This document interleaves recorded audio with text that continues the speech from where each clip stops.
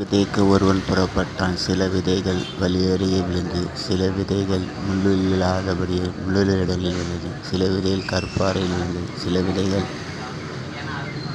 இப்படின்னு ஆண்டவர் லூக்கா 8ஆம் அதிகாரத்தில் ஒரு பிரசங்கத்தை பண்ணுவார். அப்பொழுது காது உள்ளவன் கேட்க கடவான் அப்படின்னு சொல்லிட்டு அந்த பிரசங்கத்தை முடிச்சிடுவார். முடித்த பிறகு அப்பொழுது அவருடைய சீசர்கள் வந்து கேட்பாங்க, ஆண்டவரே இந்த காரியத்தை குறித்து எங்களுக்கு போதிங்கன்னு கேட்பாங்க. அப்போ சொல்லுவார், விதை என்றது தேவனுடைய வசனம். சிலர் வந்து வசனத்தை கேட்குறாங்க. கேட்ட பிறகு கொஞ்ச நாள் மாத்திரம் சந்தோஷமாக இருந்து பின்வாங்கி போகிறாங்க. சில பேர் வந்து வசனம் கேட்டவுடன் ஏற்றுக்கொள்கிறாங்க. ஆனால் வசனம் அவங்களுக்குள்ளே நிலைப்படாதபடி பிசாசான வந்து அந்த வசனத்தை எடுத்து போடுகிறான் அப்படின்னார். சில விதைகள் என்பது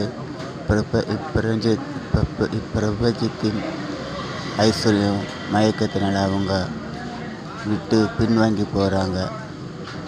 அப்புறம் சொல்லுவார், முள்ளில் ஒன்று வந்து கற்பாறை மேல் விழுந்தது. இப்படி அநேக காரியங்களை சொல்லுவார், ஊமையாக சொல்லுவார்.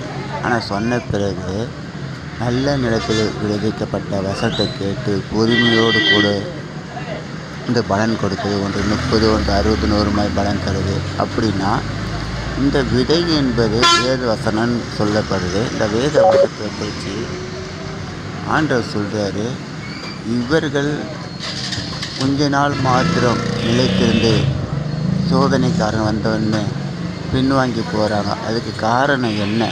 ஏன் இவங்க பின்வாங்கி போகிறாங்க? அப்படி இவங்க பின்வாங்கி போகிறதுனால என்ன நடக்குதுன்றதை இந்த ஒளிநாடா மூலியம் சிறு தொகுப்பு உங்களுக்கு வெளிப்படுத்தி காண்பிக்கிறேன். இப்போ வசனத்தை கேட்குறோம், கேட்ட உடனே எடுத்துக்கொள்ளுகிறோம் அந்த வசனத்தை. ஆனால் பின்வாங்கி போகிற காரணம் என்னென்னா, இவங்களுக்குள்ளே இருக்கிற மனுஷனுடைய சிந்தனைக்குள்ளேயே இவங்க இருப்பாங்க.